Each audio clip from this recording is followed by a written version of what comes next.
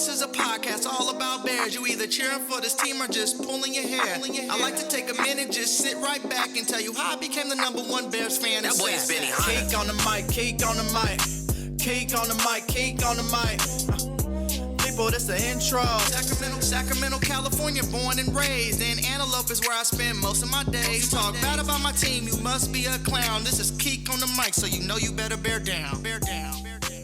Hey, what's going on, Bears fans? Thank you so much for joining me for another episode of Keek on the Mic, the podcast all about the Chicago Bears. Like always, if you're new to the channel, make sure you hit that subscribe button and the bell notification to catch all Bears content right here on the podcast.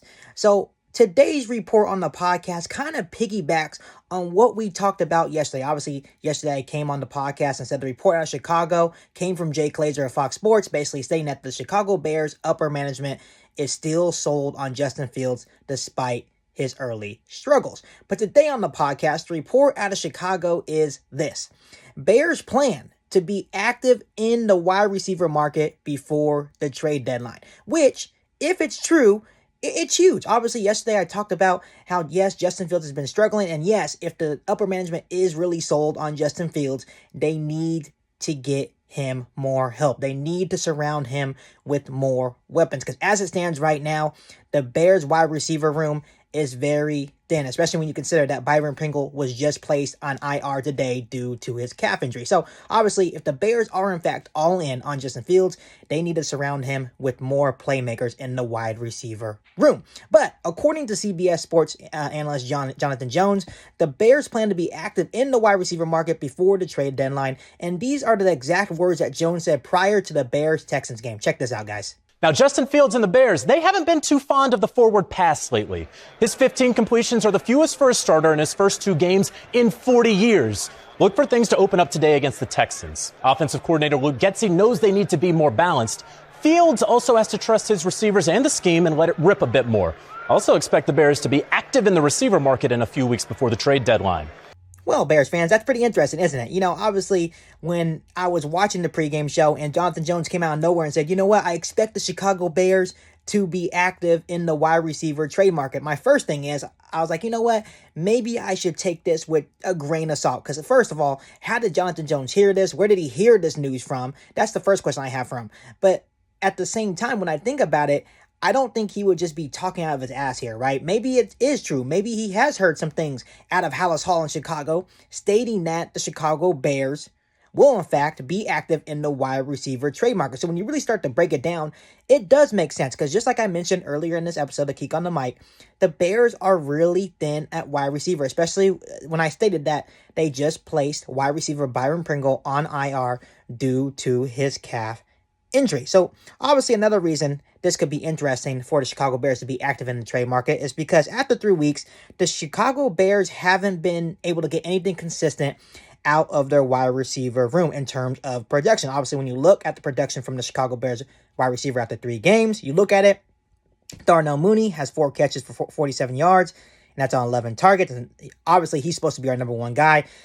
But obviously, he hasn't been playing at that level so far through 3 games. Equinemius St. Brown has 4 catches for 77 yards, 1 touchdown on 9 targets. Byron Pringle obviously just went on IR, but even before he was on IR, he was basically invisible, and now he is hurt, like I mentioned. Obviously, Velus Jones Jr. is still hurt. Obviously, N'Keal Harry is still hurt. Obviously, Dante Pettis is basically invisible after that 49ers game. So there's really no one in the wide receiver room for the Chicago Bears that has been putting up consistent numbers. Maybe you can argue that Equinemius St. Brown has been doing good. Yeah, that may be an exception. But even him, we all know that he is not a #1 wide receiver. Once again, I'll go back to my podcast episode yesterday. If the Chicago Bears upper management, meaning Ryan Poles, are really sold on Justin Fields, they need to get him a true #1 wide receiver. So when you think about the comments that Jonathan Jones made prior to the Bears-Texans game, he may be right. He may be onto something. I do have a feeling that the Bears may actually be active or may plan to be active in the wide receiver trade market before the deadline due to all the injuries and due to all the inconsistencies the Bears have had in their wide receiver room to start the season. So obviously, the Bears are in desperate need to add more weapons around Justin Justin Jones. So once again, maybe Jonathan Jones is onto something. Maybe he is absolutely right. And I agree, personally, that the Bears should possibly be active in the wide receiver trade market, especially if they are all in and sold on Justin Fields. So let's go through some options that the Bears may have. Obviously, I'm not going to list every single option that the Bears have. I'm just going to give you guys my top 3 guys they could consider. Obviously, if there's some guys out there that I missed, feel free to comment down below in the comment section and let's have a conversation about it. Obviously, the first one that comes to mind is wide receiver Kenny Golladay. The interesting thing about Kenny Golladay here is that he is a Chicago native. He went to Northern Illinois, I believe. So he would be coming back home. Obviously, he played for the Detroit Lions, so that would be a benefit for him coming to Chicago and playing the Detroit Lions twice a year. But obviously, Golladay signed as a prize free agent for the New York Giants last offseason, and he has struggled with his health and QB inconsistency. Obviously, he's in a pickle with new head coach Brian Daboll, where he's not really getting a lot of playing time. So it may make sense that the Chicago Bears maybe inquire to the Giants about Kenny Golladay. Obviously, I'm not sure where the Giants sit out now, since Sterling Shepard just tore his ACL, so maybe they're not willing to trade Kenny Golladay now. But the last thing I heard is that the Giants are more than willing to trade Kenny Golladay, right? And they are even willing to pay some of his contract in order to trade him away. And that would be the big thing with Kenny Golladay. Obviously, I don't think he's worth the contract that the New York Giants signed him last offseason, because obviously his production has been very low. He hasn't proved that he deserves this contract. But if the Giants are willing to pay part of that contract, right, and they are willing to take maybe like a 6th round pick for us to get Kenny Golladay, I think it would be an excellent move for Ryan Poles and the Chicago Bears, especially when you consider Golladay is only 28 years old and he is 6'4", and to me, I feel like he still has a lot left in the tank. And obviously, people were watching last night's game against the Dallas Cowboys, where the Giants lost, and obviously Kenny Golladay had a drop pass, but still, he is not involved in that New York Giants offense, and I feel like he just needs a fresh start. Obviously, the Chicago Bears need some wide receiver help. I think he would be a huge weapon to add for Justin Fields. Obviously, like I mentioned, he is 6'4", and I still think he has a lot left in the tank. I just think he needs a change of scenery.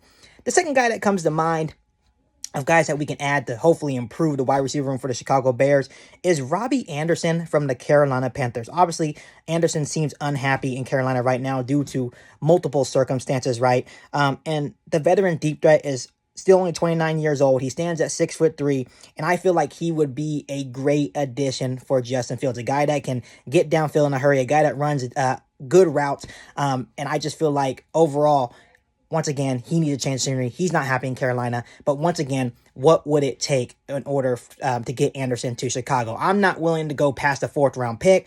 But obviously, if it's any higher than that, I would take a pass on Robbie Anderson. But if we can get him for a good deal, I definitely think that Robbie Anderson can use a change of scenery and come help us out here in Chicago.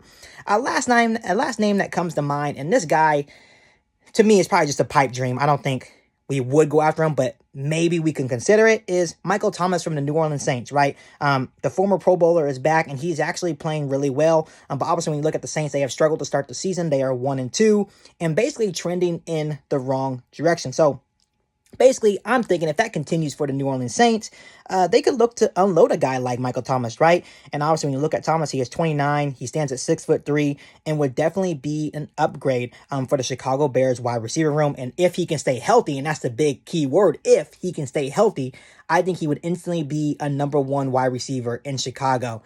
And that would be huge for Justin Fields to have a big target like Michael Thomas. But one thing when you look at Michael Thomas is, can he stay healthy? And he has a very large contract. And I know the contract is kind of besides the fact, because I know that the Chicago Bears have a lot of cap space going into 2023, but I'm not sure if Ryan Poles is going to want to take on that contract when you're not sure if he can actually stay healthy, right?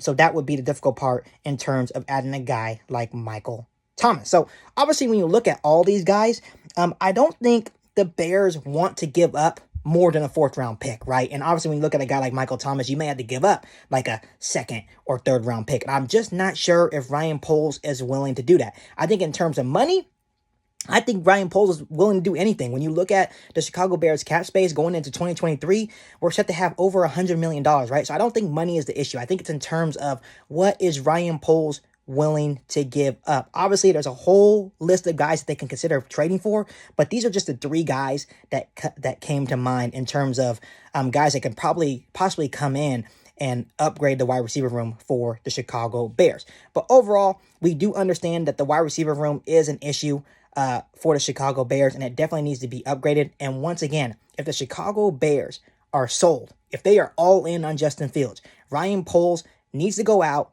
and get Justin Fields, or try to get Justin Fields a true number one wide receiver. So, like always, I'll keep you guys updated with all the latest news, and let's see what Ryan Poles does, and let's see if it's actually true. Let's see if they are actually active in the wide receiver trade market before the trade deadline. Before I let you guys go, make sure you hit that subscribe button and the notification to catch all Bears content right here on the podcast. Make sure you follow me on all my social media platforms, and make sure you share this episode of Geek on the Mic with every single Bears fan that you know.